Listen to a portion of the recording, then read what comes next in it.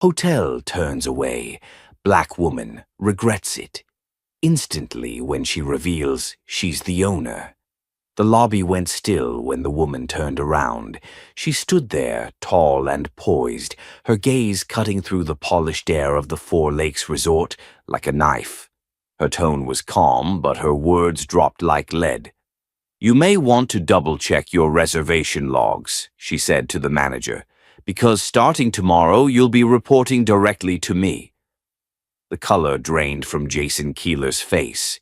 The front desk agent, who had dismissed her minutes ago, suddenly forgot how to breathe, and the bellhop who'd refused to take her bags. His hand slowly slid away from the service bell, eyes wide. No one saw it coming. Not from the woman in jeans and a denim jacket. Not from the one they had waved toward the exit like a lost tourist.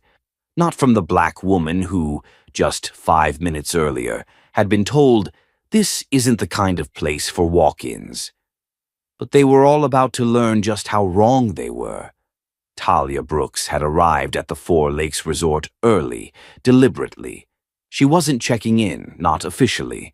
She was there to walk the property anonymously, as she often did with her investments, to get a feel for how staff treated regular guests. Her firm, Brooks Equity Group, had recently acquired the majority stake in the resort chain, and this location in Colorado Springs was the first to undergo internal audit. It was supposed to be quiet, observational, invisible. Talia wasn't dressed to impress. She wore dark jeans, clean sneakers, and a windbreaker zipped halfway up. Her natural curls were pulled back in a low bun. No makeup, no jewelry. She carried a leather duffel bag and a small notebook where she jotted observations. It was 10:15 a.m. when she walked through the revolving doors and stepped into the marble-tiled lobby. At the desk was a young woman with a stiff smile and a name tag that read, Caitlin. "Hi," Talia greeted with a polite nod. "I'm checking on a reservation under Brooks. Just wanted to confirm the room type before my guest arrives." Caitlin gave her a once-over and barely concealed her condescension. "I'm sorry," she said, typing without much urgency. "We don't allow early check-ins without status, and we're fully booked." "I'm not asking to check in," Talia said evenly. "Just confirming the room. It was booked by the corporate office." Caitlin's brows lifted slightly. "Right. Well, again, without a reservation number or ID, I can't help you." A middle-aged man in a fitted navy blazer stepped forward. "Is there a problem here?" he asked Caitlin. "She's asking about a reservation," Caitlin replied, not bothering to hide her skepticism. Talia offered a calm smile. "Talia Brooks. I'm here ahead of a scheduled stay."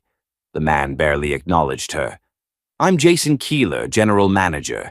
As Caitlin said, we're unable to confirm anything without credentials. We've had people try to walk in and claim bookings before." "Do I look like I'm lying?" Talia asked.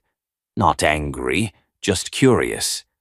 Jason chuckled politely, then gestured to the door. "We're just trying to maintain security. If you could return once your guest has arrived, we'd be happy to assist you." Talia opened her notebook, scribbled a note, then looked up. "You might want to be careful how you treat people. Some of us take notes." Jason smirked. "And some of us have jobs to do." The interaction caught the attention of nearby staff. A few of them, concierge, valet, even the barista behind the espresso bar, watched the scene with thinly veiled amusement. No one intervened. She nodded slowly, as if filing away every word, every smirk. "Understood," she said quietly. "Thank you for your hospitality." And then she turned and walked out. What they didn't see was that outside, 2 black SUVs were parked discreetly down the block. Inside them sat her executive assistant and regional director, waiting for her signal. The audit was no longer quiet. The masks had dropped, and now so would the curtain. 10 minutes later, the valet station buzzed with confusion. A gleaming black Rolls-Royce Phantom pulled up to the entrance of the Four Lakes Resort. The chrome grille shimmered under the mountain sunlight, and the luxury sedan's quiet engine purred like a warning before a storm. The driver, a tall black man in a sharply tailored gray suit, stepped out first and opened the back passenger door. Talia emerged slowly. She had changed her windbreaker for a sleek black blazer and swapped her duffel for a structured leather briefcase. Her hair was now neatly twisted into a high bun. Her expression didn't carry anger, just focus, cool and steady. Jason Keeler stepped out of the lobby and froze mid-sentence. Behind her, a second woman exited the SUV. Gabrielle Jameson, the regional director of Brooks Equity Group. She held a clipboard, an iPad, and a folder bearing the company's insignia. Caitlin's jaw went slack. She looked from the car to the briefcase, to the icy poise on Talia's face. The front desk, once filled with murmurs and stifled giggles, fell completely silent. "Mr. Keeler," Gabrielle said crisply, stepping forward. "My name is Gabrielle Jameson. I'm here on behalf of Brooks Equity Group for the pre-scheduled operations assessment. This is Ms. Talia Brooks, your new majority partner in ownership." Jason blinked. "Wait, what?" "I believe you heard her," Talia said softly. "I came in earlier today under the same name, and you asked me to leave." Jason flushed a deep crimson. "I didn't realize—" "You didn't ask," Talia cut in. "You assumed. You dismissed. And now I'm wondering how often that happens here." Gabrielle handed Jason a printed audit schedule. "As of this morning, the Colorado Springs branch is under direct evaluation. That includes all staffing practices, guest interaction protocols, and management conduct." Jason's mouth opened and closed like a goldfish. Caitlin looked as if she might faint.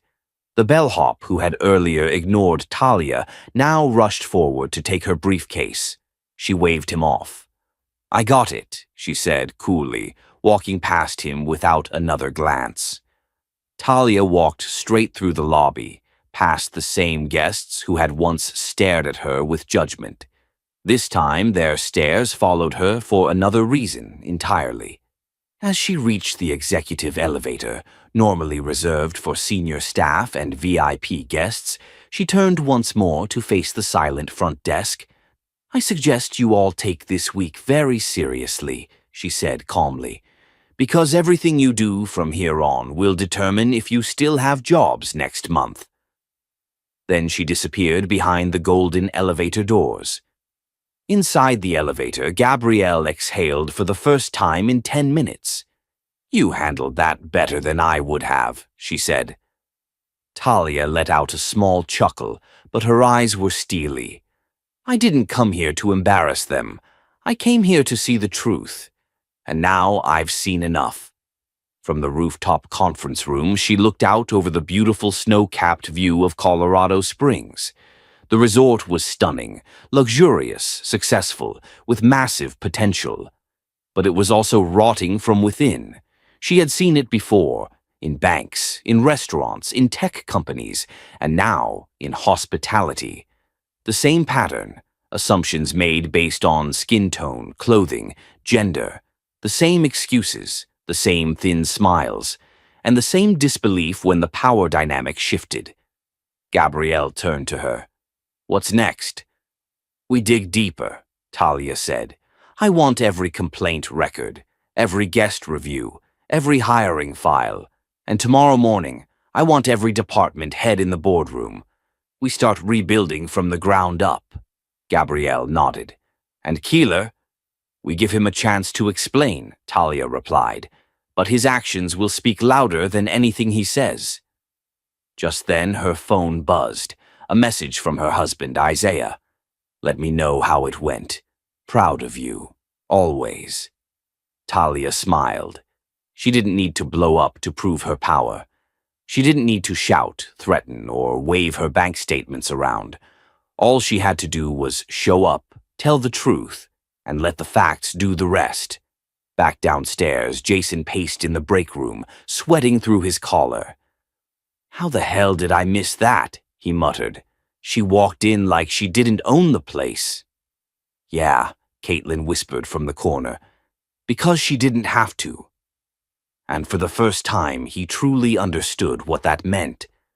The next morning, the atmosphere inside the Four Lakes Resort was tight enough to snap. Staff who usually strolled in sipping lattes now hurried to their stations with forced smiles and stiff shoulders. Whispers swept through the employee hallways like wind through dry leaves. Talia Brooks had called a mandatory meeting in the main conference room, 8 a.m. sharp. No agenda, no clues, no room for excuses.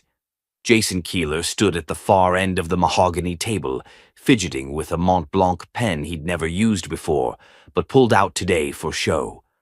Across from him sat Gabrielle Jameson, tablet in hand, already logging staff arrival times. Her eyes didn't miss a thing. Talia entered exactly on time. She wore a deep navy suit that fit like it was tailored yesterday, her hair still in the clean bun from the day before. No jewelry, no heels, just flats and presence. "Good morning," she said, her tone calm but unmistakably in charge. A few mumbled replies came back. "I've read every employee file, every complaint, every Yelp review from the last 2 years," she said, placing a thick folder on the table. "Let's talk about patterns." Jason cleared his throat.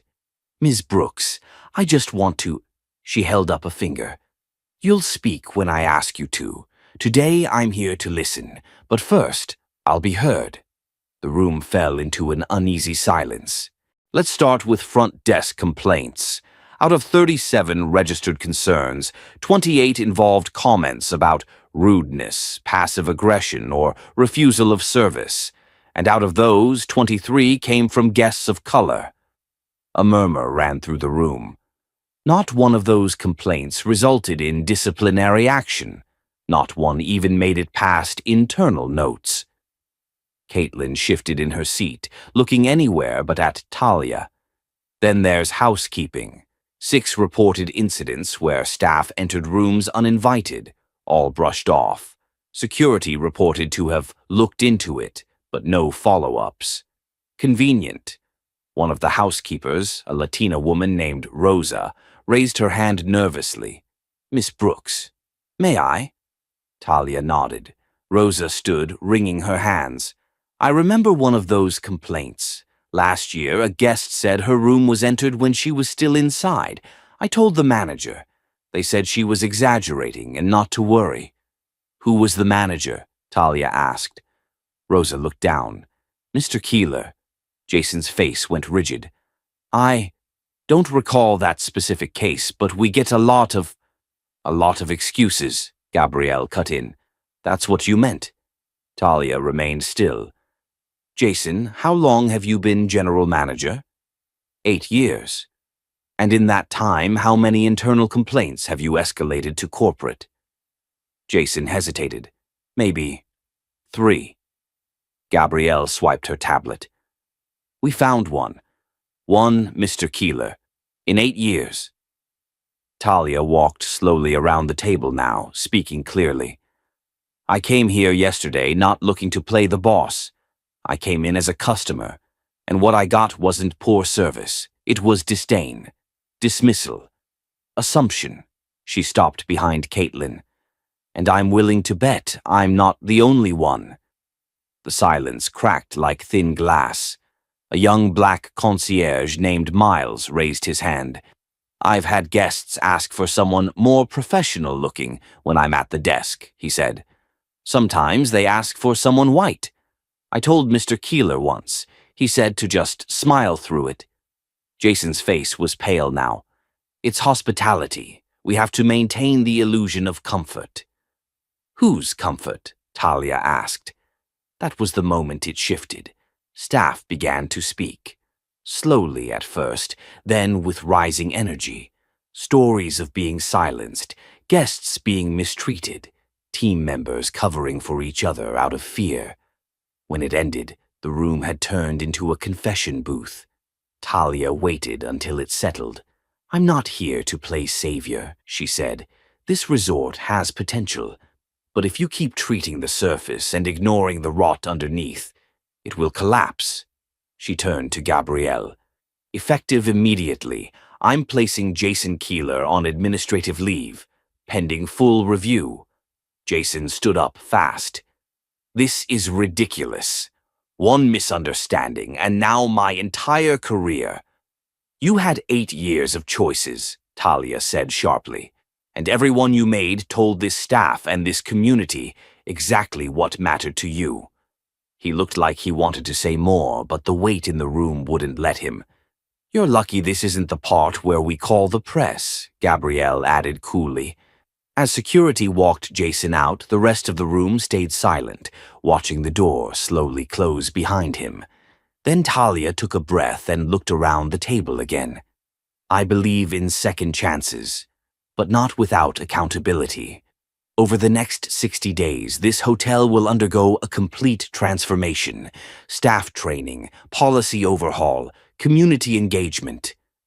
A few eyes widened. If you're ready to be part of a hotel that leads with integrity, I'm ready to work with you. And just like that, the meeting ended. As people trickled out, there was a different kind of whispering in the air now. Not fear, hope. Later that afternoon, Talia stood alone in the lobby, watching the snow begin to fall lightly outside. Miles walked up with 2 mugs of coffee.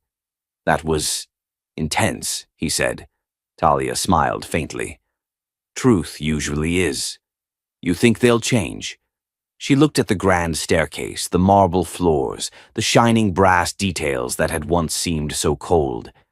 They'll have to, she said, because now there's someone watching who sees everything. And outside, the town kept moving. But inside Four Lakes Resort, something had shifted. The reckoning had begun. The next day at Four Lakes Resort began with an odd stillness. The usual morning buzz, the shuffle of bellhops, the hum of luggage carts, the smell of fresh coffee, felt muted, like the building itself was holding its breath. Talia Brooks stood in her office, reviewing files Gabrielle had organized overnight. Staff histories, maintenance logs, guest reviews. Patterns were forming, and not the kind you wanted to see. She was halfway through a guest complaint file from last spring when Gabrielle knocked and stepped in without waiting. You're going to want to see this, Gabrielle said, eyes sharp. She dropped a slim manila folder on the desk. Talia opened it, scanned the first page, then sat forward. Why wasn't this in the original HR audit? She asked. It was buried under inactive files, Gabrielle replied. This one never got escalated, but it should have. Inside was a detailed report from a guest named Dr. Lenora Watson, a pediatric surgeon from Chicago who had visited the resort during a medical conference. The complaint described a deeply uncomfortable experience.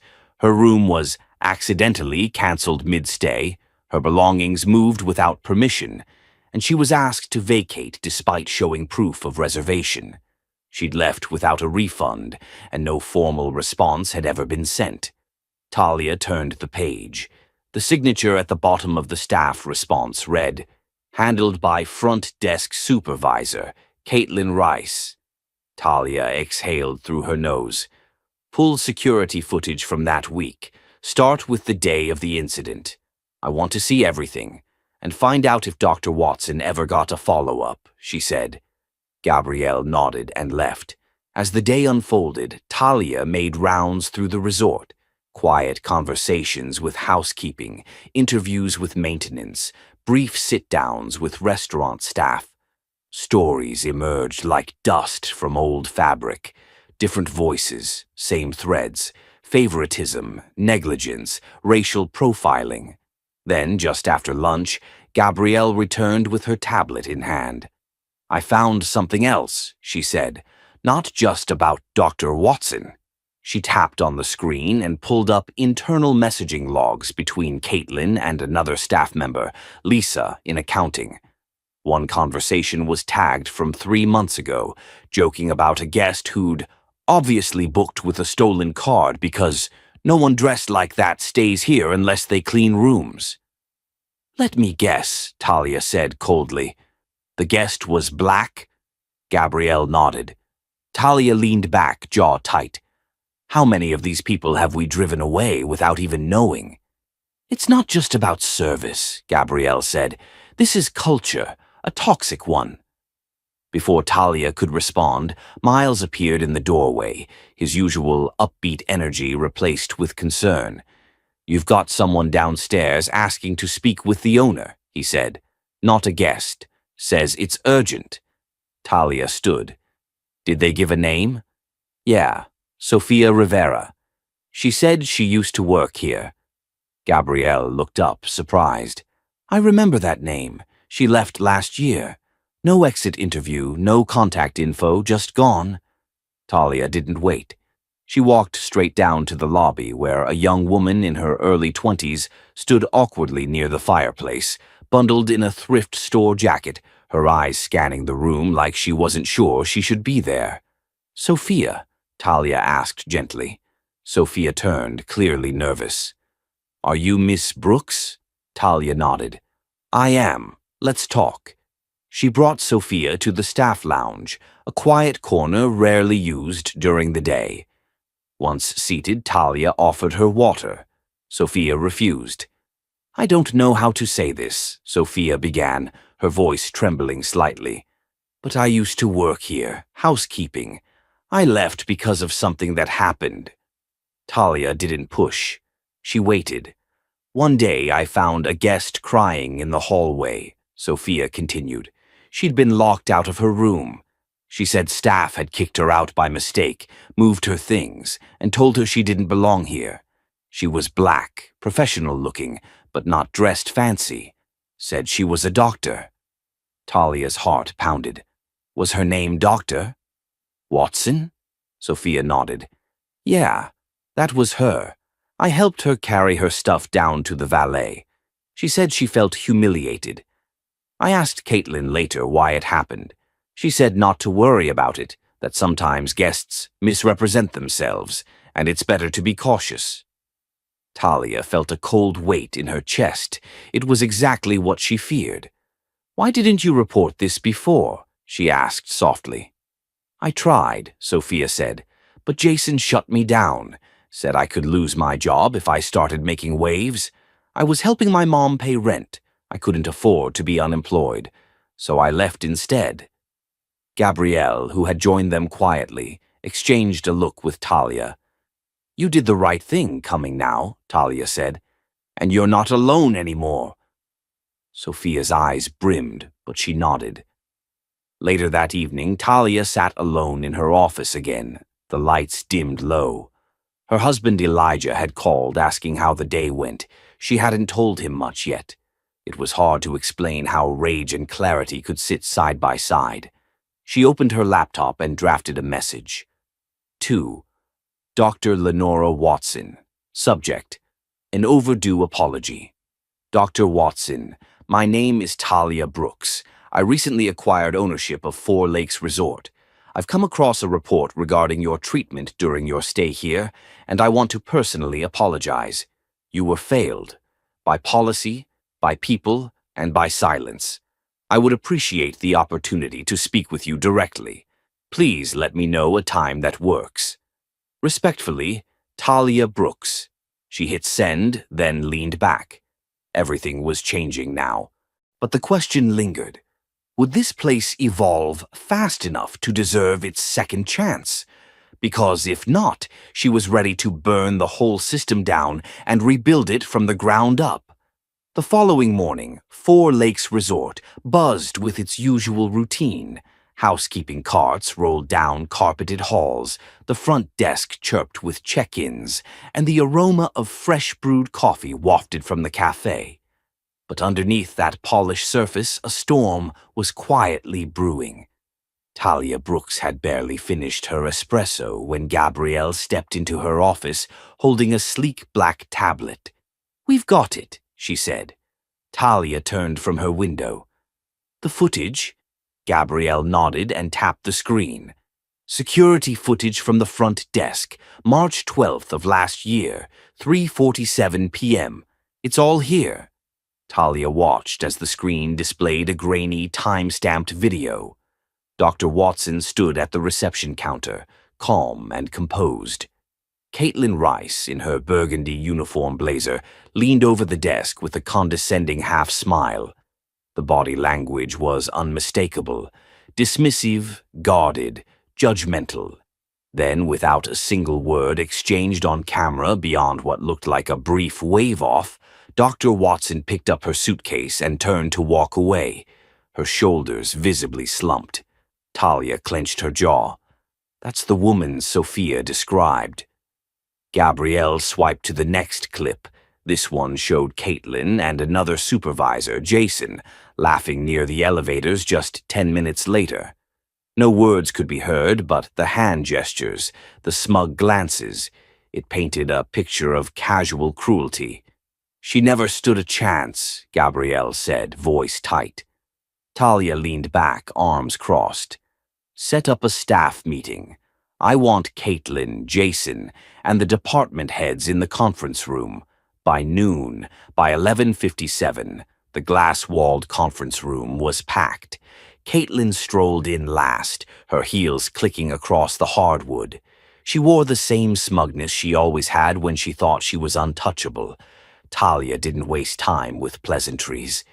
I've gathered you here because some very serious issues have come to light, she began, her voice calm but firm. We're going to talk about discrimination, about abuse of power, about behavior that reflects poorly not only on this resort, but on the values we claim to uphold. A ripple of unease passed through the room. Caitlin arched an eyebrow. I assume this is about the girl from a couple days ago, the one making a scene in the lobby? Talia looked her square in the eye. No, Caitlin, this is about you. Caitlin's smile twitched. Excuse me? Talia tapped the screen of her laptop, projecting the March 12th security footage onto the wall-mounted display behind her. The room fell silent as the video played. When it ended, no one moved. Jason shifted in his seat. Caitlin didn't blink. Talia let the silence stretch before speaking. That guest you dismissed? That was Dr. Lenora Watson, a nationally recognized pediatric surgeon who had booked a premium suite during our medical conference. She was removed from her room without cause, humiliated, and never refunded. And this, she tapped to the next clip, showing Caitlin's exchange with Jason, is how you responded. Caitlin scoffed. We deal with people trying to game the system all the time. That woman had no ID on her when she came down. She didn't look like someone staying in a $700 a night suite. And what does someone staying in a $700 a night suite look like? Talia asked sharply. Caitlin shrugged. You know what I mean. No, Talia said, her tone sharpening. I don't. Explain it. The room was still. Caitlin's smirk faltered. I made a judgment call, she snapped. We're allowed to do that. Not when it's based on race, or dress, or any superficial assumption that leads to discrimination. That's not a judgment call. That's a violation. Caitlin leaned forward, arms crossed. So, what now? I'm being fired because I didn't kiss up to someone who looked out of place. You're being fired because you violated every policy we have about guest treatment, anti-discrimination, and professional conduct, Talia replied coldly. And because this isn't an isolated incident. Talia turned her laptop around to show the staff messages Gabrielle had uncovered, Caitlin joking about sketchy guests, mocking names, even referring to one family as ghetto tourists. Jason, pale and sweating, tried to speak. I didn't know. You laughed, Gabrielle cut in. We saw the footage. You knew exactly what she was going through and chose to find it funny. I was following Caitlin's lead, he mumbled. Talia slammed the laptop shut. No more excuses. You're both suspended effective immediately pending formal HR review. Security will escort you out. You can't do that, Caitlin stood abruptly. I can, Talia replied, and I will. I own this resort. The words hit the room like a dropped weight. Even those who already knew her background stared now with full comprehension. The woman they had once dismissed, second-guessed, or whispered about behind closed doors, the black woman they assumed was just another executive on paper, had made it crystal clear. She wasn't just in charge. She had built herself into the power they had underestimated. Caitlin's face drained of color. "You're the new owner?" "No," Talia said, rising to full height, her voice steady. "I've always been the owner. I just let people show me who they are before I remind them who I am." Security entered quietly. Jason rose, head bowed. Caitlin stayed rooted for a moment, then grabbed her bag and stormed out without another word. After they were gone, Talia turned back to the room. "I'm not here to make examples out of people. I'm here to build a culture where dignity and respect are standard, not optional." She paused, her eyes sweeping across the staff. "I know some of you have witnessed things and said nothing. That stops now. You have power in your silence. Choose what you do with it." No one dared speak, but several lowered their heads. Outside the glass conference room, guests moved through the lobby, unaware of what had just occurred. But inside, something had shifted. A reckoning had begun. Back in her office, Talia received a new email. It was from Dr. Watson. Subject: "Thank you." Message: "Ms. Brooks, thank you for reaching out. I appreciate your words and your leadership.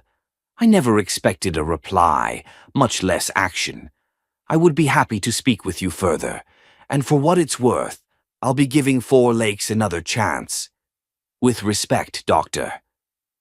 Lenora Watson Talia closed the email and smiled, not out of satisfaction, but out of resolve, because now the real work could begin. And this time, the masks were off. Elijah Turner stood at the edge of the conference hall inside the Four Lakes Resort, arms folded, eyes locked on the architectural renderings displayed on the digital screens. The designs were bold: open-concept lounges, inclusive guest spaces, staff housing upgrades. Talia had commissioned a full-scale transformation, and now that the old guard had been confronted, they were finally ready to reshape the future. Or so she thought. "People don't like change," Elijah murmured beside her, reading her furrowed brow. Talia exhaled. "They're going to like being out of a job even less if they keep resisting it." He gave a quiet nod, then passed her the guest list for that evening's private stakeholders' dinner. Among the names, city council members, regional hospitality investors, and several influential journalists. It was more than a business dinner. It was a calculated move to rebuild the resort's reputation and prove that Talia Brooks wasn't just a name on a deed. She was the vision. The dinner began with crisp white linens, low jazz, and flutes of sparkling water glinting under chandeliers. Talia moved with grace between tables, speaking with guests, answering questions, building trust. Every word she offered was deliberate but authentic. Every story she shared rooted in her personal journey, rising from front desk clerk to owner through grit, brilliance, and resilience. Across the room, however, Gabrielle intercepted a tense exchange near the bar. Marcus, the head of maintenance, was quietly fuming. "What's the issue?" she asked, stepping closer.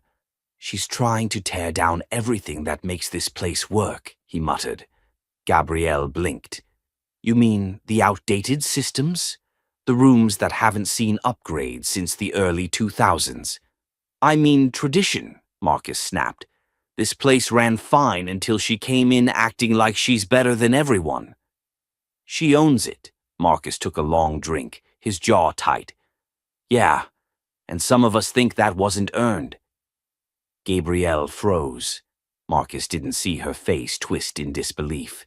He didn't see the hurt flash in her eyes before she turned and walked away. Later that night, in the resort's private lounge, Gabrielle pulled Talia aside. "There's more resistance than we thought," she said, voice low. Marcus isn't just grumbling, he's organizing. Talia stared at her. Organizing what? Some of the long-time employees, they think you're moving too fast, that you're changing the culture. Talia gave a cold laugh. That's the point. They don't want the culture to change, Gabrielle said quietly. The next morning, Talia walked into the staff break room unannounced. Conversations halted. Heads turned. She stood in front of them with calm authority. I want to address something directly, she said. I hear there's talk about me tearing down tradition, about me not having earned my place here. No one moved. Even the clock on the wall seemed to pause. I started in hospitality at 19, cleaning rooms, stocking minibars, working double shifts for guests who didn't even see me. I bought this resort because I believe it can be better. Because the industry can be better. That doesn't erase your history, it expands it. She scanned the room. But if you believe that my skin tone or my gender or my vision makes me unqualified to lead, then this might not be the place for you. A few people looked down, a few looked away. Marcus, standing in the back, crossed his arms. This resort has the potential to be great, Talia continued, her voice rising. Not just profitable, but fair, inclusive, human. And I'm not going to apologize for making that happen. The silence was tense. Then, quietly, a young housekeeper named Rosa stepped forward. I want to help, she said. We've been needing someone to fight for us for years. You actually see us. Talia smiled softly. Then let's get to work. But the resistance hadn't ended. That evening, as Talia reviewed the resort's reservation logs on her laptop, a message pinged from IT. Someone had attempted unauthorized access to the payroll system. The name associated with the attempt? Marcus Porter. Her jaw tightened, a deliberate act of sabotage. Elijah, she called, dialing his number. We have a problem. They met in the control room. Gabrielle joined, her expression stormy. He tried to adjust the salary records for the executive team. If it had gone through, it would have sent a 40% pay cut to all senior staff. Talia didn't blink. Is the data safe? Encrypted and backed up, Elijah confirmed. Then call security, she said.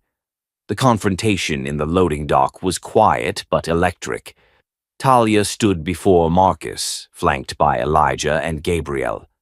You tried to hack the payroll system, she said calmly. You tried to sabotage people's livelihoods. Marcus didn't deny it. You think you're a queen now, don't you? He spat. You come in here waving your money, thinking you can change everything. Talia stepped forward. I didn't build this to be a queen, she said, voice low. I built this to be a leader, and there's a difference. Leaders protect people. Queens protect themselves. He sneered. You don't belong here. No, she said, her voice suddenly quiet and dangerous. You don't. Security stepped forward. Marcus was escorted off the property. Inside the resort, a quiet buzz moved among the staff. Something had changed. The line had been drawn. Talia stood at the lobby balcony that night, looking over her hotel. The lights glowed softly.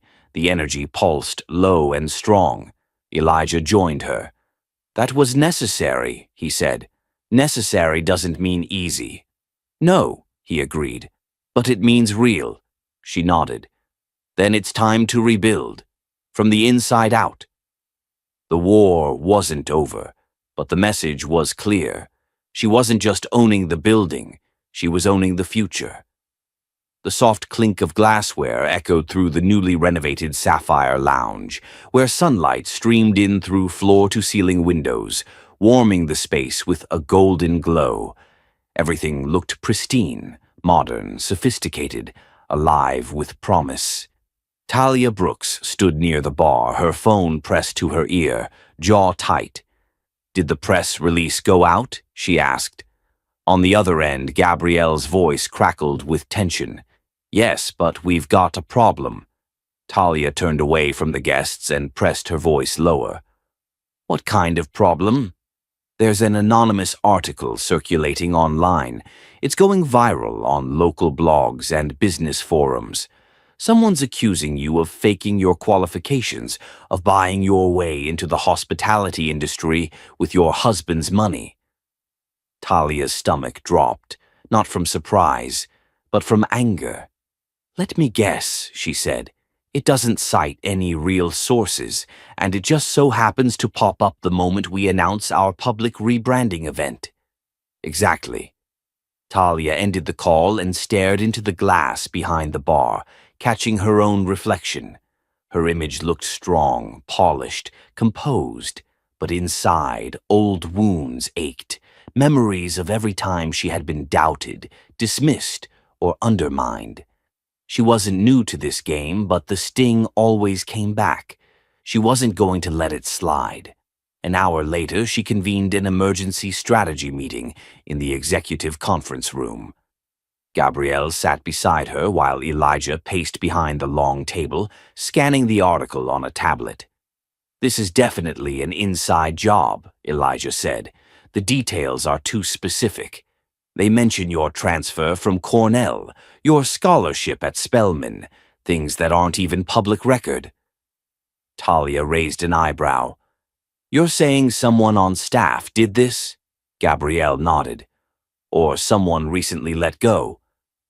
They didn't need to say his name. Marcus. "Can we trace the IP?" Talia asked. "I've already got Mason working on it," Elijah said. "We'll know soon." "But what about the damage?" Gabrielle asked. "Perception is half of what we're trying to rebuild." Talia leaned forward, her hands folded on the table. "Then we don't run from it. We control the story.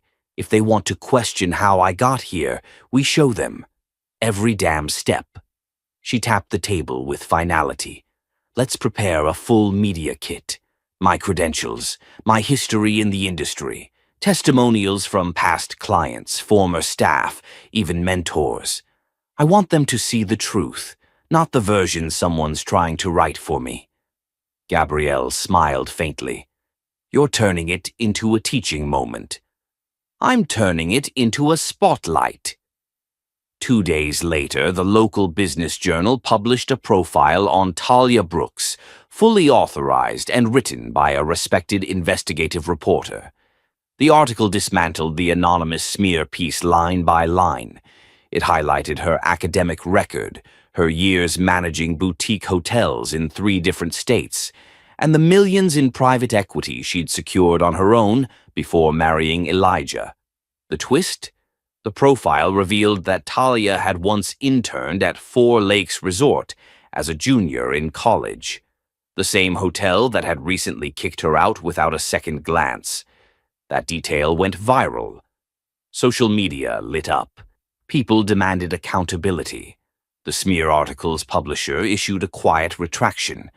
But for Talia, the biggest vindication came from her community. An email from her college mentor arrived. "I knew you'd make waves one day. Proud of you. Keep going." And a message from Rosa, the housekeeper. "We printed the article and hung it in the staff break room. You gave us all hope." But not everyone was celebrating. That evening, Elijah arrived home and found Talia sitting on the patio, laptop open, fingers paused above the keyboard. "I got a call from the city ethics board," she said, not looking up. Elijah sat beside her. "About what?" "Apparently, someone filed a complaint that I bribed my way into getting this hotel's license transferred into my name." He raised his eyebrows. "You've got to be kidding." Talia shook her head, expression unreadable. "They know it's baseless, but they have to look into it." He reached over and closed the laptop gently. "You want to fight this with logic, facts, transparency. I admire that. But don't forget, some of these people aren't playing by those rules." Talia looked at him finally. "Then what do we do?" "We remind them who they're messing with." The next day, Talia held a press conference in the resort's garden courtyard. A small crowd of media, influencers, and business leaders gathered under white canopies. Cameras clicked, microphones extended. Talia took the podium in a tailored navy dress, her posture flawless, her voice calm but firm. I was kicked out of this resort because someone decided I didn't look like I belonged. That same mindset is what fuels these anonymous attacks, these attempts to question my success. But I'm not here to play defense. She paused, meeting every eye. I own this hotel, not because someone handed it to me, but because I earned it. And if that makes some people uncomfortable, that's their problem, not mine. Applause erupted, not polite, not staged, but real. Elijah stepped beside her, placing a proud hand on her shoulder. In the back of the crowd, Gabrielle whispered to Elijah, "Think they'll try another attack?" "They might," he said, eyes fixed on his wife, "but this time they're going to realize she doesn't just survive fire. She burns brighter because of it." The tide had shifted. Talia wasn't just rebuilding a brand, she was becoming a movement. The tension inside the boardroom was suffocating. The hum of the central AC did little to cool the heat building in Talia's chest as she sat at the long mahogany table facing the resort's senior staff. Most of them avoided her gaze. A few, like Henry, the longtime food and beverage manager, looked genuinely uneasy. Only one person, sitting 2 chairs down from her, met her eyes with something between challenge and contempt. Marcus Whitmore. He wore his usual smirk, arms crossed as if none of this mattered to him. As if he hadn't just been caught fueling the smear campaign that nearly tanked her reputation and threw the entire hotel into PR chaos. Talia broke the silence. "Before we begin, I'd like to ask a question." The room turned to her. "Does anyone here know what it's like to be doubted before you've even opened your mouth?" Her voice was low but steady. To be looked at and dismissed because someone already decided what you're worth based on nothing but your skin, your clothes, or your name. No one spoke. "I do. And I've spent most of my life proving those assumptions wrong, but this past week wasn't about me. It was about what kind of leadership this hotel deserves, what kind of culture we're building here." She turned to Elijah, who stood at the side of the room like a silent pillar, watching with a fierce but quiet pride. Gabrielle sat beside him, a file folder in her lap. She opened it, sliding a set of printed emails across the table toward Talia. With practiced calm, Talia picked up the papers and read aloud. "To whom it may concern, I have serious doubts about the qualifications of Mrs. Brooks. Her history is padded, and rumors about her real contributions are questionable. She appears to be leveraging her husband's influence to gain ownership of the Four Lakes property." A murmur ran through the room. She continued, "This resort deserves transparency and leadership with integrity, not a diversity stunt." She looked up at Marcus, who had finally stopped smirking. "These emails were traced to an IP address tied to Marcus's corporate laptop," Gabrielle added, her tone clipped. "They were sent anonymously to various media contacts, one of whom forwarded them to us. We've also uncovered communication between Marcus and a former board member who was passed over when Talia was approved as the sole operator of the property." Marcus's face paled. "This is ridiculous," he snapped. "You're just trying to pin the backlash on someone. You needed a scapegoat." "We needed the truth," Talia said calmly. Elijah stepped forward now, pulling out a second folder. "We also reviewed internal communication logs," he said. "Marcus not only distributed false information, but he attempted to delay several key construction permits for the hotel's remodel under the table, filing anonymous complaints with the city planning board." "That's a lie," Marcus said, though with less conviction now. "We've got timestamps and a whistleblower inside the planning office," Elijah replied. The silence that followed was damning. Finally, Richard Fanning, the regional director for the resort group's East Coast division, spoke up. He'd flown in after hearing about the recent firestorm and had observed the meeting quietly, until now. "Marcus, do you have anything to say in your defense?" Marcus glanced around the room. No one was backing him. The confidence he wore like armor was cracking. "I did what I thought was right for this place," he muttered. "She didn't belong here. She walked in like she owned it." "That's because I do," Talia said sharply, standing now, eyes blazing. "And I didn't walk in demanding respect. I earned it.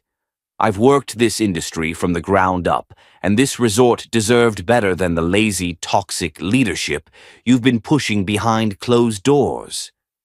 "You think people come here just for luxury?" she continued.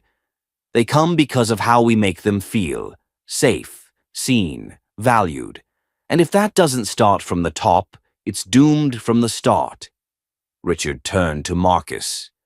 "You're suspended immediately, pending final review. Pack up your things. Security will escort you out." Marcus rose, jaw clenched, humiliated. As he left the room, the staff remained still. It wasn't just about one man. It was the rotting structure he had been allowed to operate within for too long. Once the door closed, Richard looked at Talia. "I apologize for what you've had to deal with. None of this should have happened." "I appreciate that," she said, "but I don't want apologies. I want change." He nodded. "Then you'll have it, starting with full control over internal hiring, training, and inclusion policy. You've earned that much and more." Talia sat down again, finally allowing herself to exhale. Later that evening, on the patio of the now fully restored rooftop lounge, Talia stood alone, sipping a glass of sparkling water as she watched the last of the sun disappear behind the lake. The lights of the hotel glowed behind her, full of new energy. Elijah joined her quietly, slipping his arm around her waist. "You good?" he asked. She nodded. "Getting there." "I saw the emails from staff this afternoon. Housekeeping, security. Even a couple guests wrote in." "I know," she said. "It's overwhelming in the best way." "You know you didn't just save this hotel," he added. "You redefined it." Talia looked out at the water, smile returning. "Then let's make sure it stays that way." She had walked into this fight thinking she was alone. Now she knew better. The final chapter was coming. The truth was out, but the world was still watching. And Talia Brooks wasn't done yet. "I do. And I've spent most of my life proving those assumptions wrong. But this past week wasn't about me. It was about what kind of leadership this hotel deserves, what kind of culture we're building here." She turned to Elijah, who stood at the side of the room like a silent pillar, watching with a fierce but quiet pride. Gabrielle sat beside him, a file folder in her lap. She opened it, sliding a set of printed emails across the table toward Talia. With practiced calm, Talia picked up the papers and read aloud. "To whom it may concern, I have serious doubts about the qualifications of Mrs. Brooks. Her history is padded, and rumors about her real contributions are questionable. She appears to be leveraging her husband's influence to gain ownership of the Four Lakes property." A murmur ran through the room. She continued, "This resort deserves transparency and leadership, with integrity, not a diversity stunt." She looked up at Marcus, who had finally stopped smirking.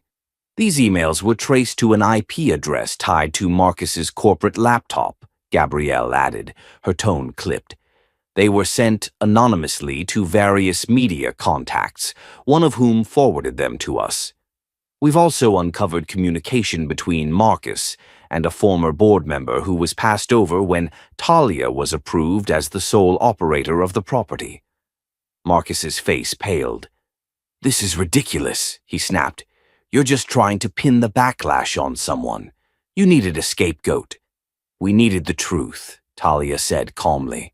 Elijah stepped forward now, pulling out a second folder. We also reviewed internal communication logs, he said. Marcus not only distributed false information, but he attempted to delay several key construction permits for the hotel's remodel under the table, filing anonymous complaints with the city planning board. That's a lie, Marcus said, though with less conviction now. We've got timestamps and a whistleblower inside the planning office, Elijah replied. The silence that followed was damning. Finally, Richard Fanning, the regional director for the resort group's East Coast division, spoke up. He'd flown in after hearing about the recent firestorm and had observed the meeting quietly, until now. Marcus, do you have anything to say in your defense? Marcus glanced around the room. No one was backing him. The confidence he wore like armor was cracking. I did what I thought was right for this place, he muttered. She didn't belong here. She walked in like she owned it. That's because I do, Talia said sharply, standing now, eyes blazing. And I didn't walk in demanding respect. I earned it. I've worked this industry from the ground up, and this resort deserved better than the lazy, toxic leadership you've been pushing behind closed doors. You think people come here just for luxury, she continued. They come because of how we make them feel. Safe, seen, valued. And if that doesn't start from the top, it's doomed from the start. Richard turned to Marcus. You're suspended immediately, pending final review. Pack up your things. Security will escort you out. Marcus rose, jaw clenched, humiliated. As he left the room, the staff remained still. It wasn't just about one man. It was the rotting structure he had been allowed to operate within for too long. Once the door closed, Richard looked at Talia. I apologize for what you've had to deal with. None of this should have happened. I appreciate that, she said, but I don't want apologies. I want change. He nodded. Then you'll have it, starting with full control over internal hiring, training, and inclusion policy. You've earned that much and more. Talia sat down again, finally allowing herself to exhale. Later that evening, on the patio of the now fully restored rooftop lounge, Talia stood alone, sipping a glass of sparkling water as she watched the last of the sun disappear behind the lake. The lights of the hotel glowed behind her, full of new energy. Elijah joined her quietly, slipping his arm around her waist. You good? He asked. She nodded. Getting there. I saw the emails from staff this afternoon. Housekeeping, security, even a couple guests wrote in. I know, she said. It's overwhelming in the best way. You know you didn't just save this hotel, he added. You redefined it. Talia looked out at the water, smile returning. Then let's make sure it stays that way. She had walked into this fight thinking she was alone. Now she knew better. The final chapter was coming. The truth was out, but the world was still watching. And Talia Brooks wasn't done yet. The grand ballroom of the Evermere Hotel shimmered in gold and crystal. Dozens of tables were set for a charity dinner hosted by the resort, an event that had become an annual staple under the new leadership. But this year the stakes were higher. For the first time, it was open to the public and live-streamed nationwide as part of a campaign to spotlight equity in hospitality. Talia Brooks stood behind the velvet curtain, peeking out as the final guests trickled in. Every seat was filled. She took a breath, her nerves tempered by the strength of everything she'd been through. Tonight wasn't about revenge or redemption. It was about transformation of people, of places, of purpose. Gabrielle stepped up beside her, holding a clipboard. You ready? Ready as I'll ever be, Talia smiled. How's Elijah? He's mingling with half the guest list and closing a partnership with a sustainable travel startup at the same time. Your man's a machine. Talia let out a small laugh. He's also the reason I didn't walk away when all this got messy. You're the reason you didn't walk away, Gabrielle said. You made the system blink. That's rare. Now go show them why." The MC announced her name and the applause began. Talia walked to the center of the stage in a sleek navy gown, understated but commanding, her natural curls pinned up. Her presence alone silenced the room. "Good evening, everyone," she began, her voice calm and confident. "I want to start tonight not by thanking you, but by asking you something." A pause. "Have you ever been made to feel small in a space you helped build?" Heads turned. Whispers started.